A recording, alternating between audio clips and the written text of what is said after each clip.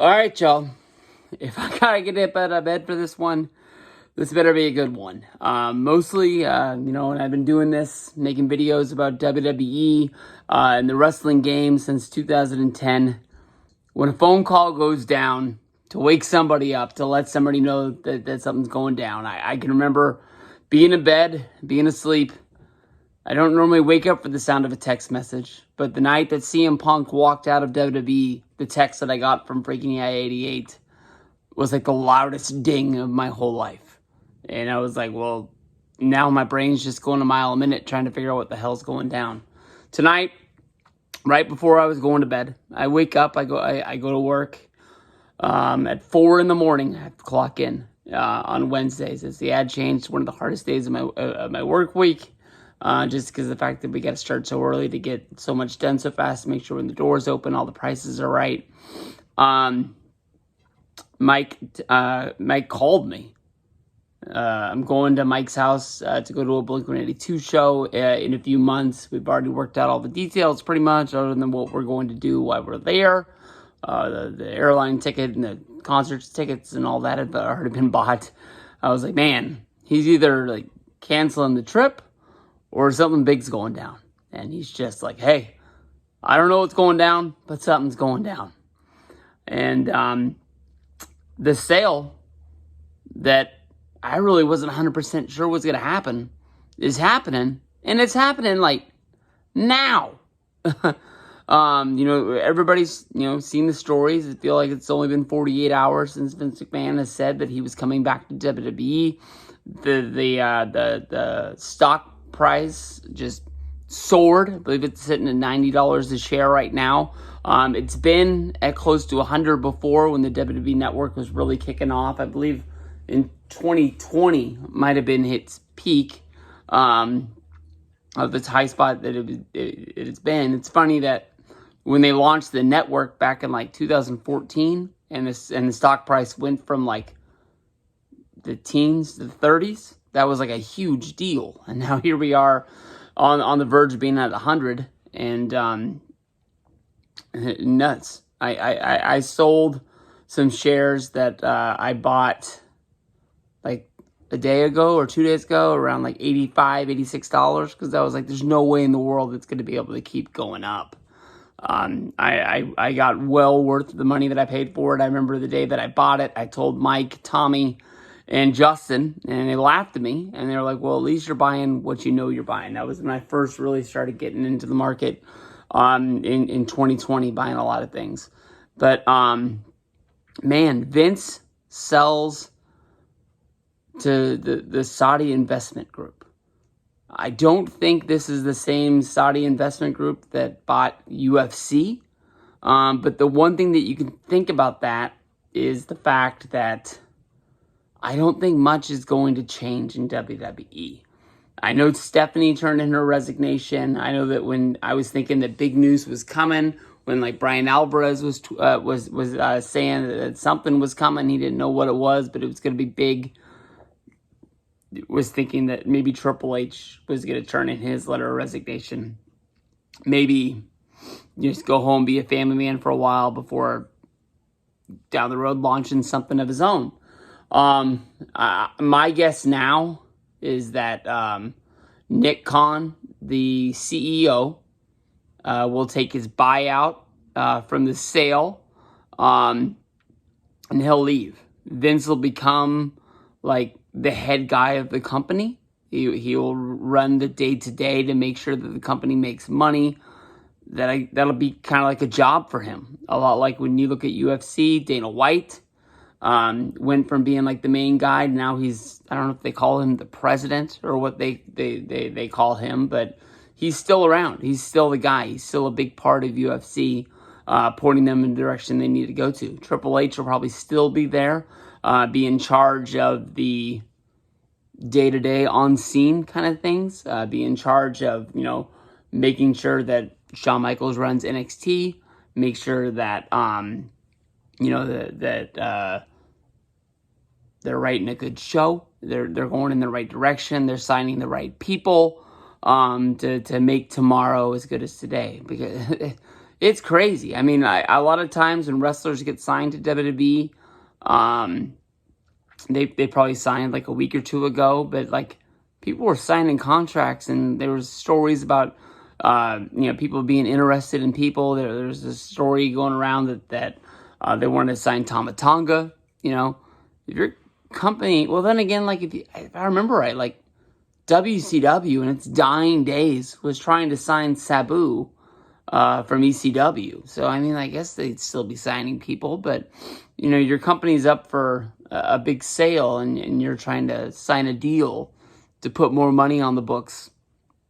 It's not like you're going to be able to cut somebody and balance it out. You're adding on at the last minute when people are dotting the I's and crossing the T's, dotting those lowercase J's. But, like, I'm not a big news guy. I'll tell you the truth. I gave up on watching the news a long time ago. It just seemed like it was just more bad news than what, I need in my life. I don't really think that, the political game, doesn't matter who's running for president, doesn't matter who's running for governor.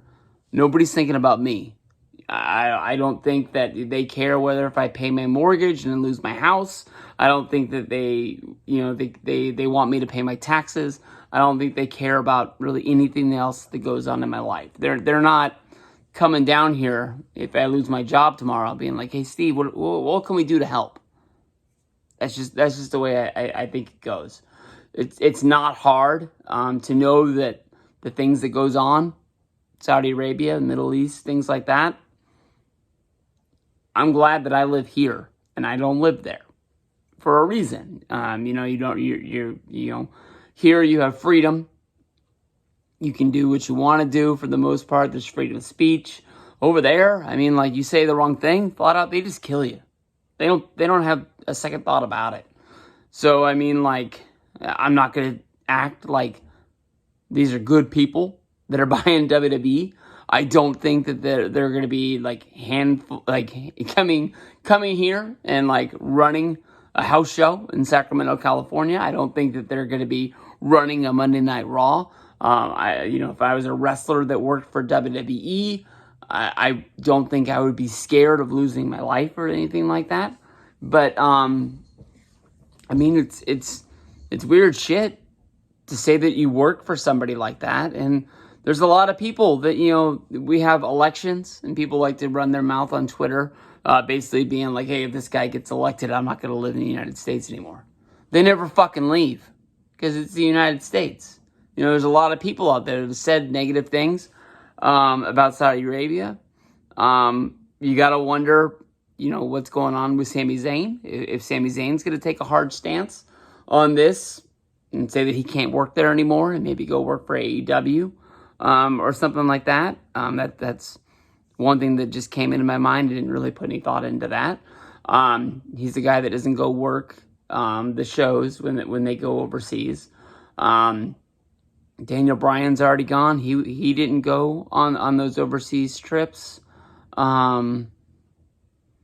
Is there anybody else that had a hard, no? I know Rob Van Dam didn't want to go over there, but that was just because he didn't want to work the schedule when they're scheduled days off, but yet they ask you to volunteer your time by demanding that you volunteer your time. He was already ready to quit the company. The one thing that I was pushing for was the 10 days off that they get for Christmas. And Vince is saying, like, "Hey, we need to get you on this jet and fly you overseas." And he's like, "I'm not going." And he's like, "You're going." And it got worked out. He didn't have to go. But I mean, I don't think his spot in the company was the same after that for not being a company man. The one thing I think more than anything else is I don't think anything's going to change today, tomorrow, the next day. We're still going to have WrestleMania 39. WrestleMania 40 will still be, in, I was supposed to say Phoenix, but it's in Philadelphia, the other P. But SummerSlam's still going to be going down. The one thing I think about is what I touched on just a minute ago. A lot of people ran their mouths saying how horrible the people of Saudi Arabia are. And, you know, they can't believe that they're doing business and taking this, you know, blood money, I think is what a lot of people call it. We're going to have to see. When Raw comes on next Monday, you're going to watch it. You're not going to watch it. There's some people that have been watching Raw for 30 years coming up soon. I think January 11th isn't 1993 the 30-year anniversary of Monday Night Raw. I'm pretty sure it's January 11th. You know, some people have been watching it for 30 years. Are they going to be able to flip over and watch something else, or is it just stuck that that's just what they do? It's weird. I mean, I became a wrestling fan roughly around the time of WrestleMania 3 on VHS was the first tape I remember seeing, but I don't know when I saw that tape. I'm guessing the first time I ever realized that I liked wrestling is when I went crazy over seeing Hogan and Savage on the cover of TV Guide, which I think would have to be somewhere around like SummerSlam 88, wherever that puts me.